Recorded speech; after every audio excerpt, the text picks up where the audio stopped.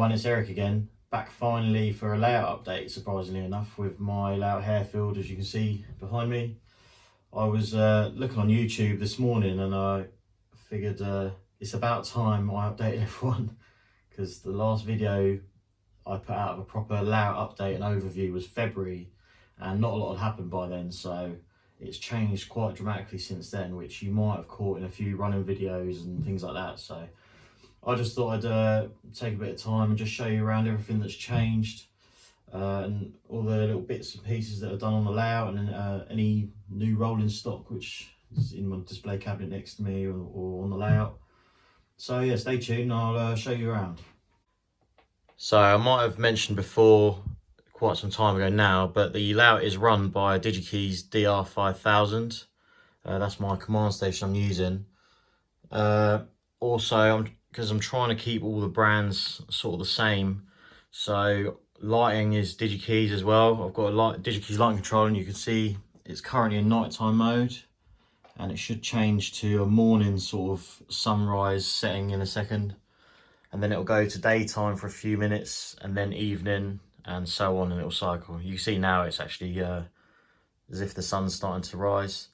I've got it set a bit quick at the minute, just because while I'm working on the layout, I want it to obviously be quite well lit. So I only have a couple minutes of nighttime programmed in at the moment. At some point, I will connect it to the DCC bus, where you can then select on the controller whether you want it to stay in full daytime mode or if you want it to start cycling through. So at the minute, I've just got it set on the automatic cycle, which it does. But that's the first sort of update, really.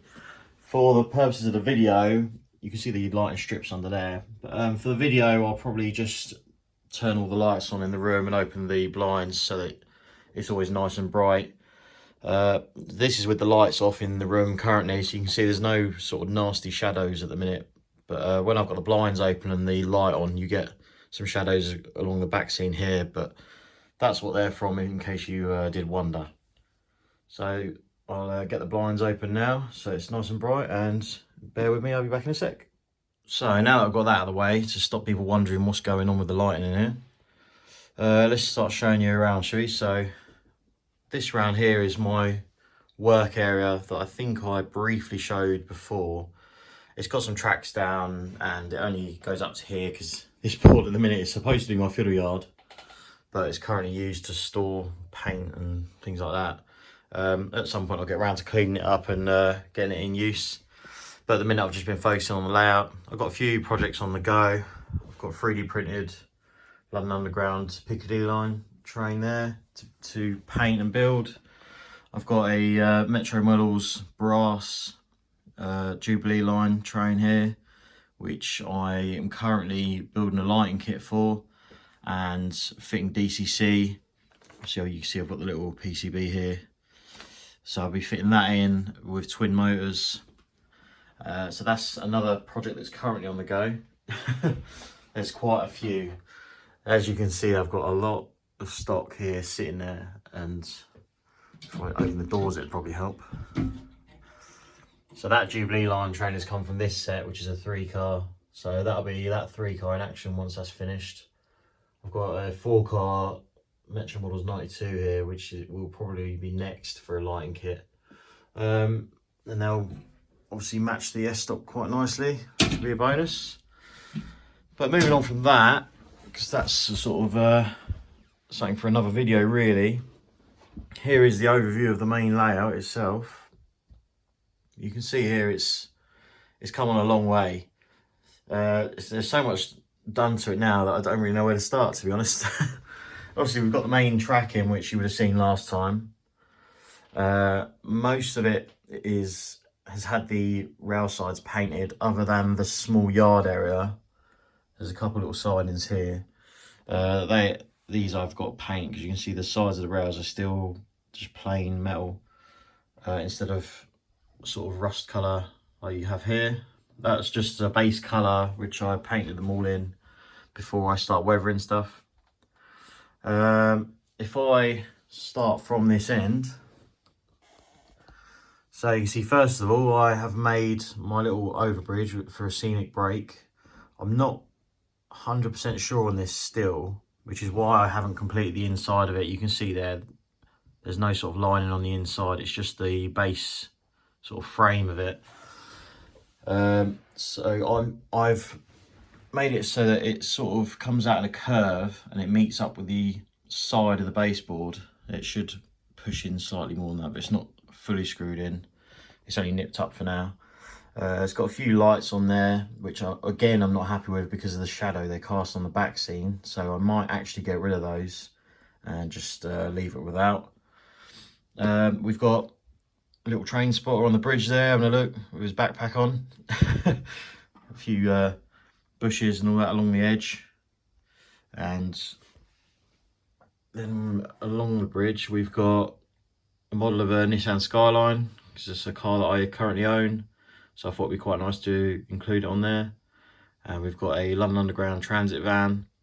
They both have lights. So the transit has front lights and the Skyline has rear lights.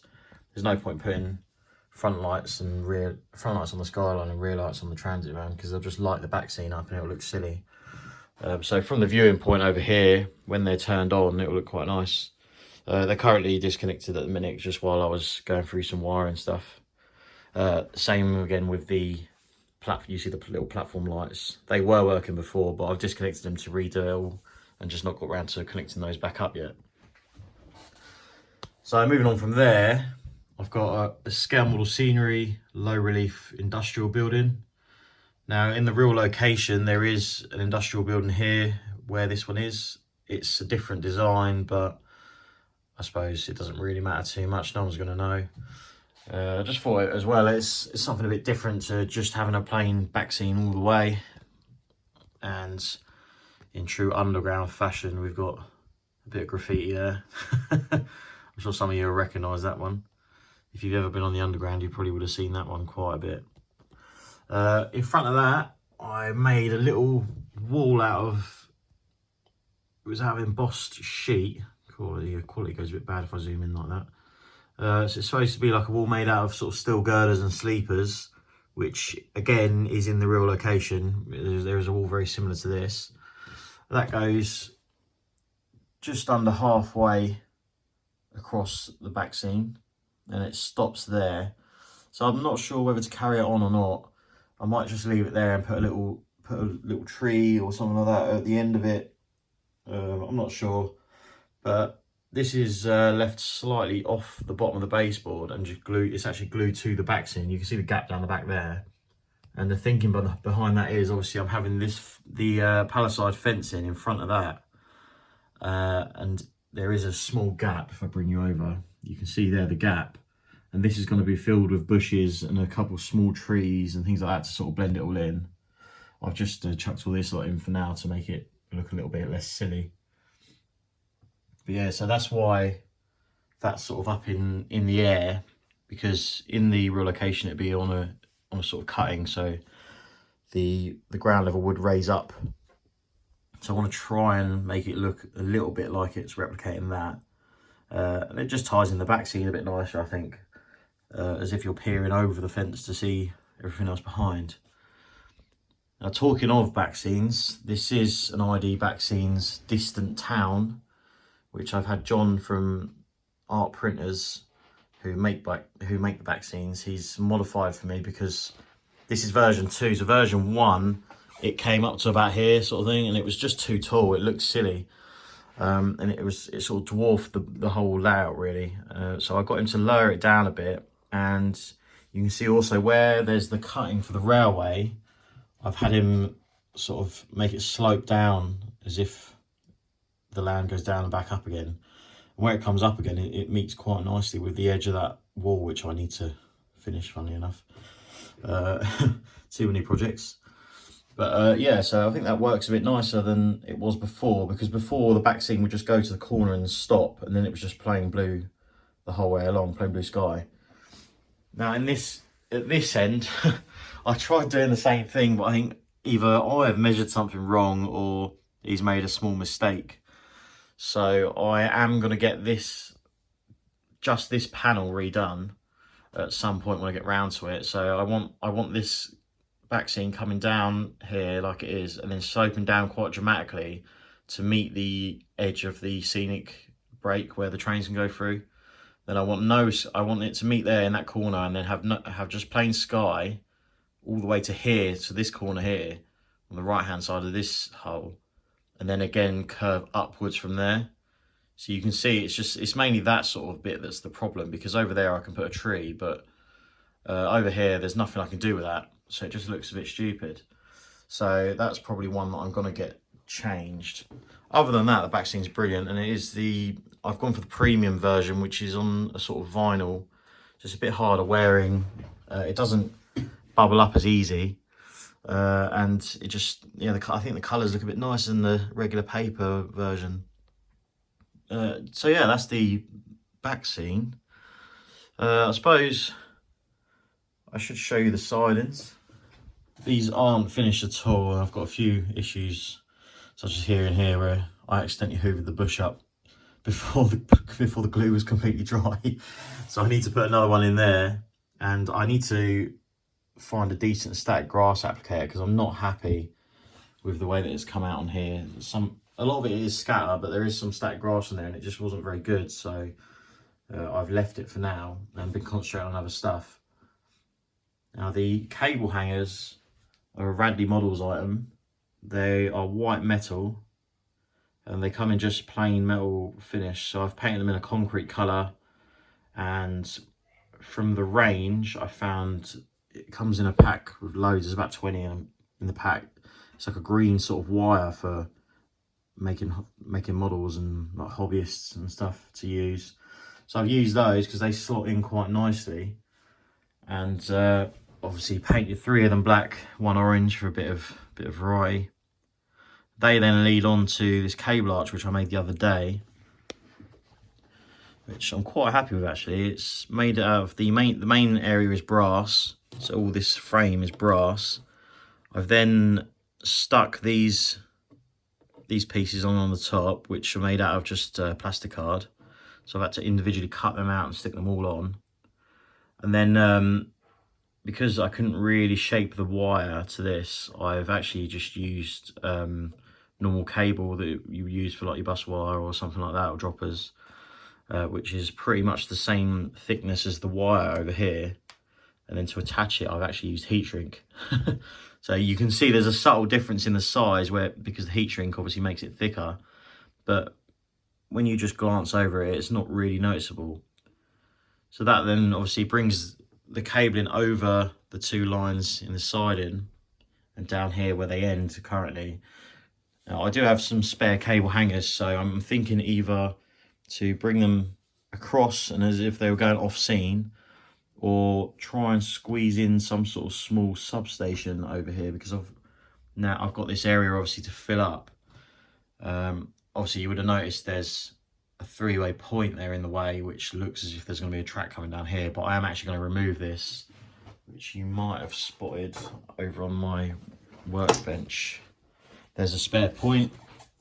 I thought the 3-way point was a good idea at the time, because I was planning on having an open front depot over here, just a small maintenance shed for the tube stock, but I just don't have the space, and it's then just filling the place up with track, and it's going to look silly. So instead, this is going to go over the top. I'm going to get rid of that. It's going to neaten it up a little bit, and then I can use the 3-way point for my fiddle yard, providing I don't ruin it getting it out. So that's why there's a random point there going to nothing. So I'll have to get the scraper out and try and get under that ballast without damaging it too much. So moving on from there, we've got a Hornby Scaledale signal box, which I think from memory is a Barrow Hill signal box. I bought this because it's fairly similar to the signal box you'll find at Ruislip Station, Chesham. I can't remember where the other one was, to be fair. I think it's Chalfont or something like that. But they're all a fairly similar sort of design. They're square with square roofs. Well, sort of square-ish, with a squared off roof rather than the other designs you find. The only thing I need to change, because the colours are pretty much correct, is you see you've got the little triangle sort of piece in the corner frame of the windows. I'm not quite happy with that, so I need to make the windows just square. And it also needs an interior, because at the minute it's just hollow, and it's going to need a lever frame. And yeah, that's going to be another project to detail that up. At the minute, it's literally just sat there. It's not got any lighting, anything like that. You see, it's just sat on the layout because I've not got around to doing that yet. I'm not 100% sure where it's going to go. I might have it closer to the platform, sort of like that, where it's next to the signals. I'm not sure yet. But talking of the signals, they're not all finished yet. There's 2 currently working out of 3. They are 3D printed from Shapeways. A guy called Nigel designed them. So from Shapeways you get the signal head and the backing plate, you get the ladder, and you get the base plate. You then need to buy, I think it's 2.4mm brass hollow tube for the cabling to run through before the post. Then obviously paint it all up and wire LEDs inside, which are 3mm. It's got a 3mm red and a 3mm green. If I flick that switch, see you got green. The one on the right hand side over here is a bit more challenging because it does have a route indicator, but that doesn't work. So we've got 3 surface mount LEDs in the route indicator, then the usual 3mm LEDs for the red and green. Now on the underground, they only have the 3 route indicator lights instead of the usual 5 you find on the main line, hence why it looks a bit strange. They also, I don't know if you can see it, but they also have what's called a pig's ear on the signals, which if I turn that off so it's not glaring in the camera, get my finger out of the way, you can see there. So that, what that does is it's like a second set of lenses, and that's to allow the driver to see what the aspect is if he's right up close to the signal. So the driver can be up here where he can't quite see the main aspect properly. But when it's illuminated, the pig's ear would illuminate in real life as well. Now this is obviously very hard to recreate in real life, so you can see I've not actually made them work on this, but I mean, I'm happy enough with how they look. It's good enough for me. I've got to finish this signal here off. I've got to wire in the LEDs on it. The signal head's just poked on for now, just so I don't lose it mainly. But yeah, I'm really happy with those. It's my first sort of main 3D printed item that I've built, and it went quite well. Obviously the route indicator is pretty cool on the third platform, so I'm pretty pleased with that. I've just wired them in for now on some basic little toggle switches. Obviously number 1, 2 and 3, depending on what platform I want to operate.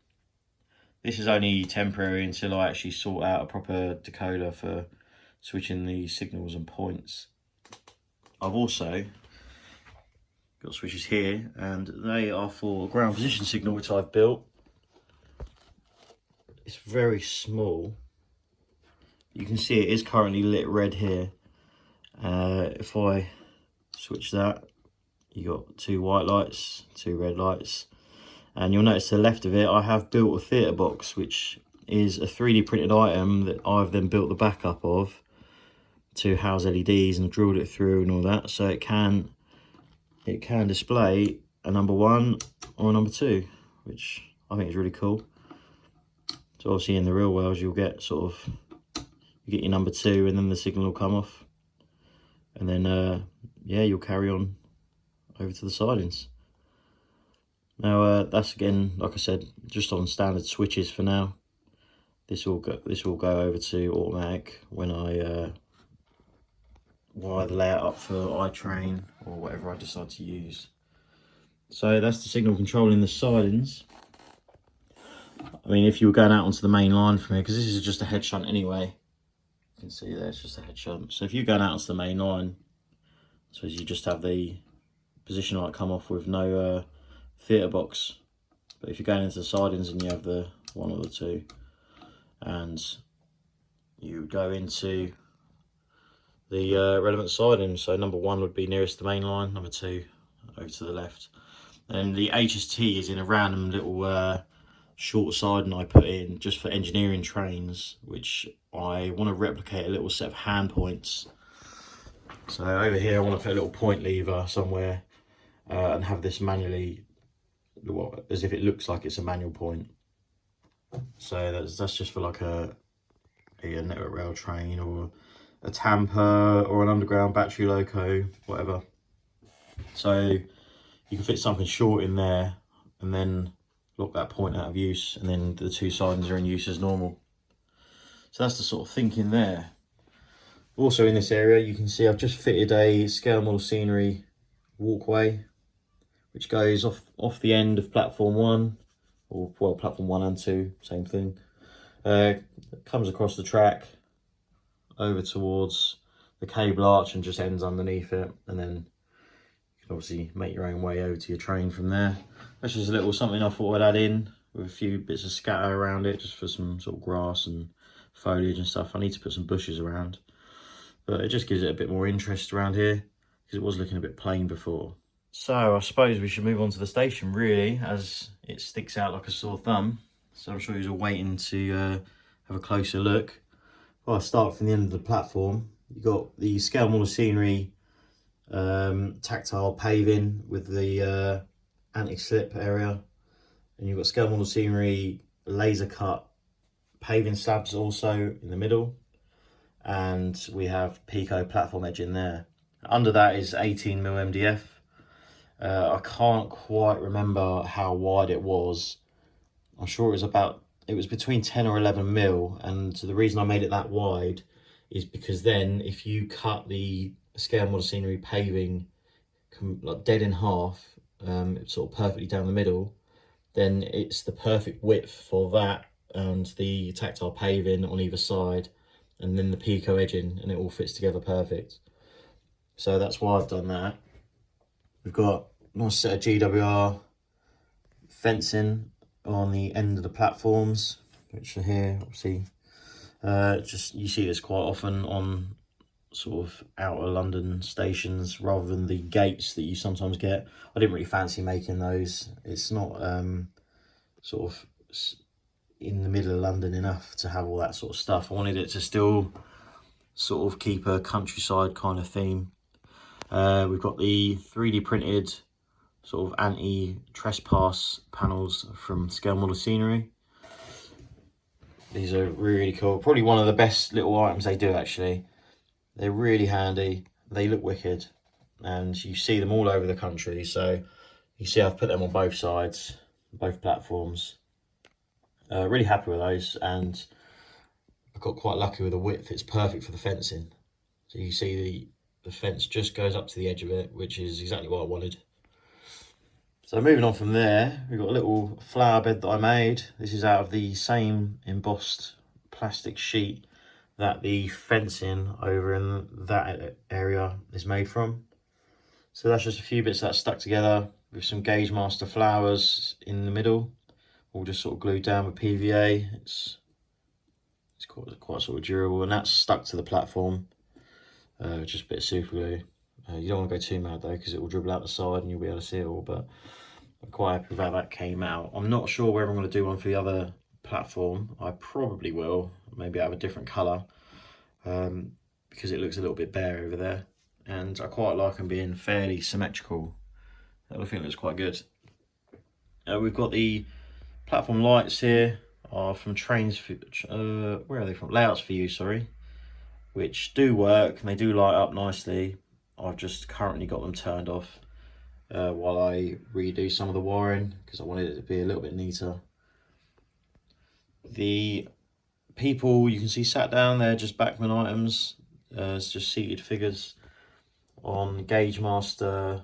I think they're Pico benches, which I've glued back to back, painted grey, and then just glued to the platform surface. So there's one over there as well.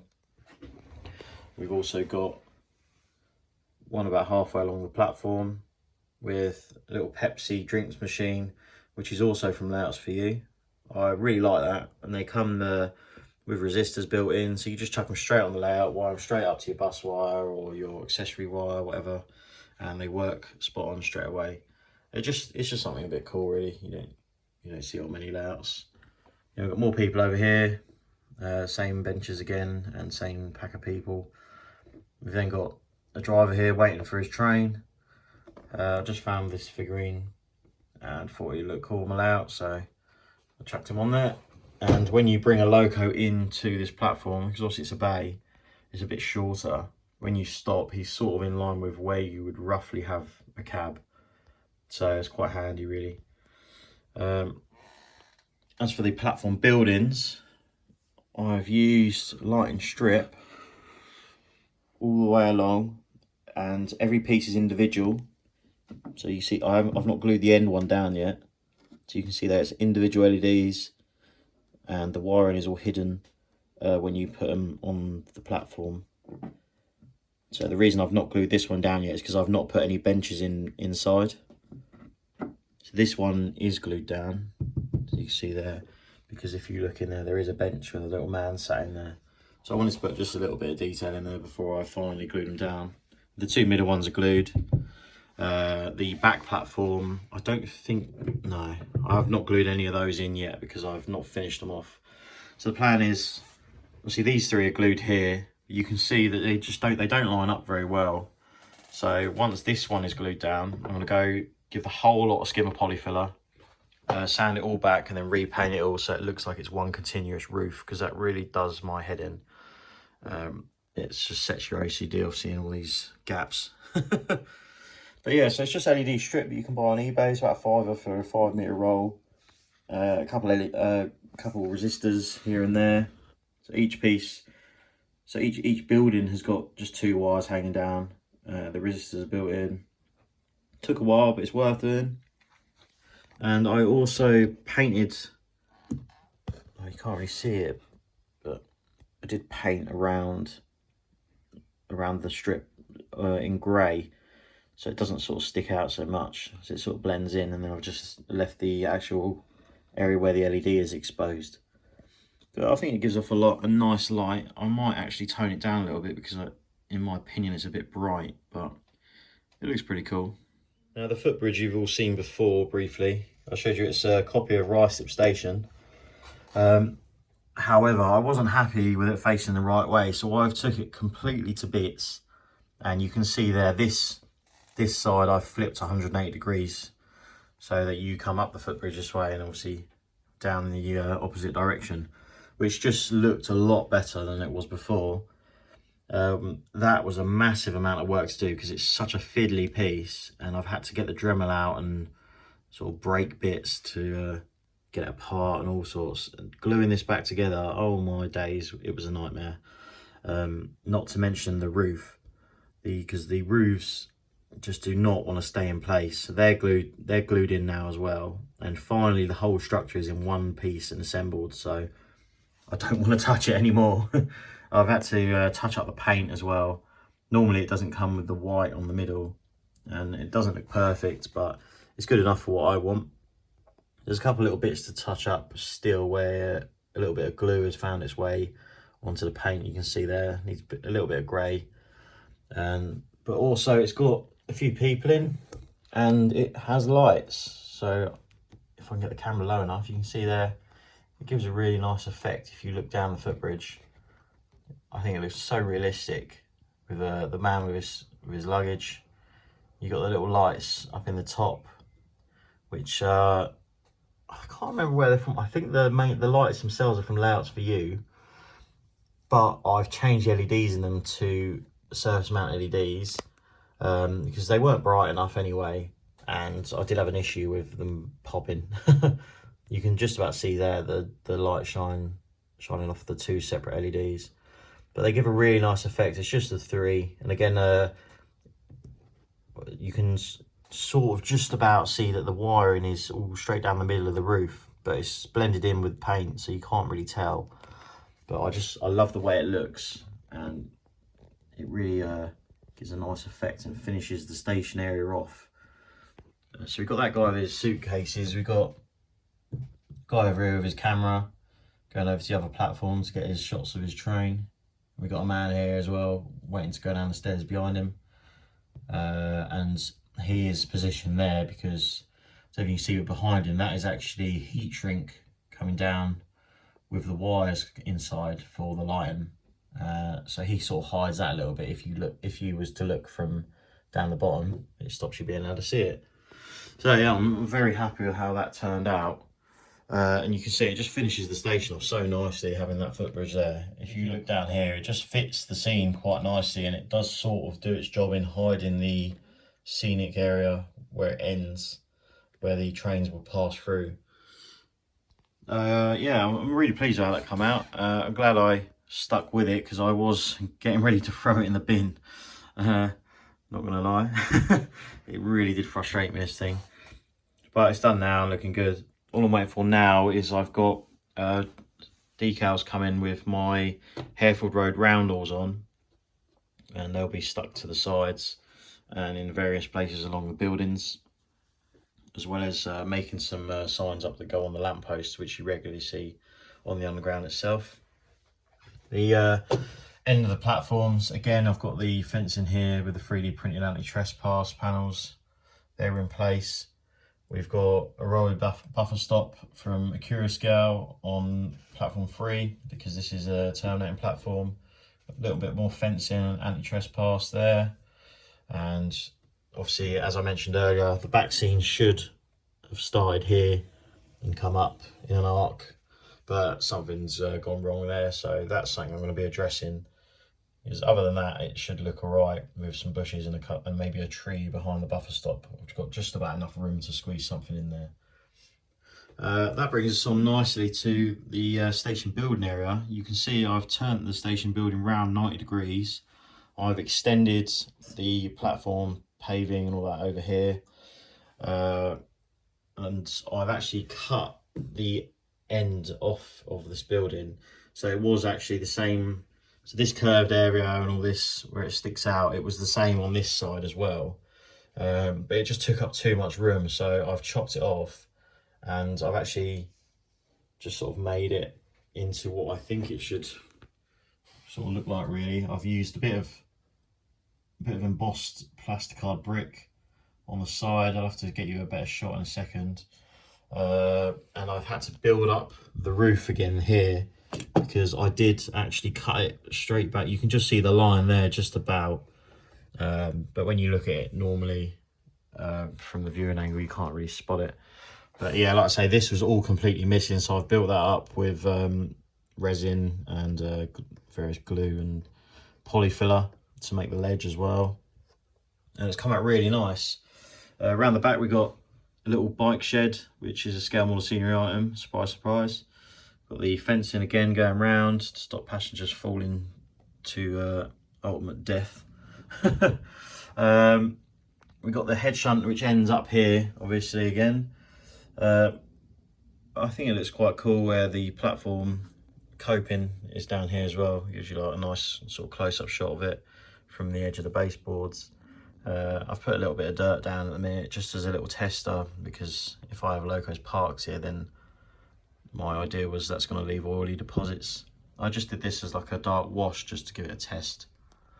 You would have seen there's another buffer stop here and one here as well. They're both the same railway ones from Scale again. This one's been chopped down to give me maximum space in the head shunt, and yeah, just, I don't know, literally that was the main reason. I just didn't want it all sticking out like a sore thumb, so it just sort of hides behind the corner there. The stone wall behind, I thought this was pretty cool. This is actually off my original layout. This is my first scratch build that I ever did out of just plastic card and embossed sheet and all that. I was trying to make a brick wall that ran along my station, so I took the best sort of area of it and I've cut it and shaped it around the edge of the platform, and that just gives a nice little sort of break for the scenery, and blends it into the back scene a little more, because I needed something behind there as a wall anyway. So I need to put a couple lights also on the side here to light up the bike shed area in the dark. So moving on to the actual inside of the building, you can see I've lit it up again using my LED strip method. There's LED strip inside the top here, and there's also a piece inside here, and it's all sort of painted to match the ceiling colour inside the building. Not that you can see the ceiling, and the wires are ran nice and neatly, and it's just 2 wires again down from the building controlling the whole lot. Inside, you've got scale model machinery ticket machines. Not that you can really see them from the front of the layout, but if you peel over you can just about spot them. I've got a little worker there with his shirt and tie on, a little hat. He's a police worker, sorry. Just making sure there's no ticket evasion. I've got a lady there waiting to go through the barrier, and there's she's got a rucksack on. There's her fella behind her, also waiting to come through. I've put them in a bit of a silly place though, because you can't see them both together, which is a bit annoying. So it's a pain to actually get them in a photo, but I'm really happy how this came out. I want to put a little bench, see where this wall is behind. I want to put a little bench there or something, just to put something in that area, make it look a bit more interesting. So if I try and move this around the side, you can see there what I was on about with the embossed sheet to sort of fix the edge of the station building if it goes in focus. There we go. That sort of neatens it up nicely. Did the job. It's not a perfect match, but it's not noticeable. Plus it's on the opposite side of the layout, so you won't really spot it. But yeah, so I'm really pleased how that came out. It looks a lot better than it did when it was the other way round, because obviously it backs onto the back scene, so people could sort of walk through into the station. I've had to chop it down a little bit. I've chopped a little bit off the roof here, so it fits flat up against the background. And yeah, before obviously I was going to have a little road here, but it was just too thin. I couldn't fit anything in it. It would have looked silly. There was no space for anything to turn around. I couldn't fit any steps in. It was just looking ridiculous. So I'm glad I went with this idea. I even considered putting another road bridge across, but I don't want to do that really if I don't have to. But yeah, so that's pretty much the station all covered, to be fair. That's actually probably most of the layout. I suppose all I can do now is show you a few clips of things running, talk about a couple new arrivals that I've got, rolling stock wise, I suppose. Yeah, so I'll give you a couple little panning shots of it all, and then let's get some stuff running.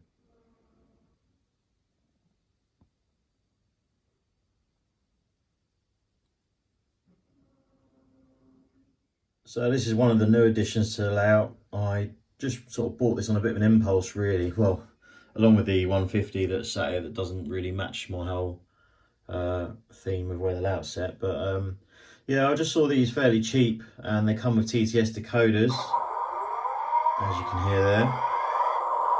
Someone's done a little LED lighting mod, things like that. They're pretty cool. They're just Hornby Railroad HST power cars that someone has converted to new measurement train with the buffers on the one end. The other end's a standard power car, but also with the camera pod on the front. Then they've painted them into the yellow livery, which it's not really a good job. It's not up to sort of my standard of what I want on the layout. But with a bit of weathering and a bit more detail, I think I can bring them up to a nice standard. But the only problem is I do have the new release of the new measurement train on the way from Hornby, just waiting for my friend at AGR Model Shop to get it into stock, I think at the end of the month. So then these are going to be sort of redundant really. So if they just shoot off now. So these aren't really going to be needed on the layout anymore. It was a good idea to just test the TTS decoders out and see how they sound. That's sort of my thinking of it. So they do have single iPhone speakers fitted, which makes it sound a bit nicer, but it's not perfect still. I think for mine, because I'm going to go all out, I think I'm just going to put ESU decoders in, so Locksound V5 in either end, and might as well go full whammy on it. Spend some money. It'll just sound a lot better. But for the price I paid, they're not bad. Just something a bit different.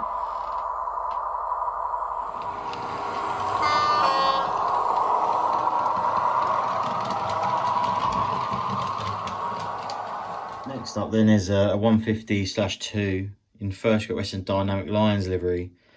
And I see this come up for sale from a friend, and I just had to have it because it's something so unique and unusual. This is a respray done by Olivia's. It doesn't have sound unlike most of my other locos. It's just got a standard 21 pin chip in it for now, but it does the job and it sort of works all right. It runs quite nice.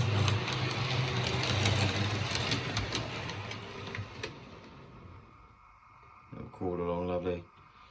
But yeah, I just thought it was a really nice sort of colour scheme, livery. I did used to work for First Great Western, hence I do own a couple little bits. And I just thought, oh, it'd be nice to have on the layout. So it doesn't really go, like I say, but it still looks the part.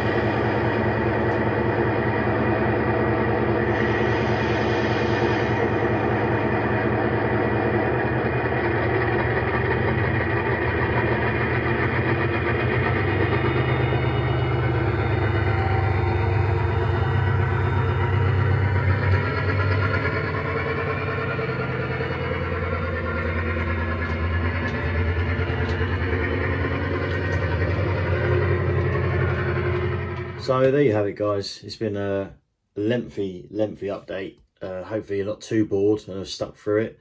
Obviously, like I said, it's been since February that I've done an update last. So as you can imagine, there's a lot to sort of cram in and show you all. Stay tuned though, because like I said, I've got Hornby's new HST, new measurement train power cars on the way. So I might do a little review on them, a little 10-minute review, similar to what I did on the 37.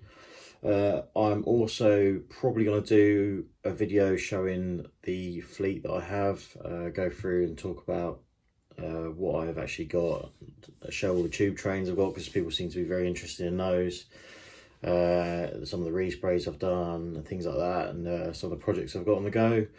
So that'll probably be the next video to come out potentially. And yeah, other than that, thanks for watching, and just, if you can, like and subscribe to my channel, share the video, follow me on Instagram or Facebook at Harefield Road, and yeah, just take care, stay safe, and see you soon. Cheers.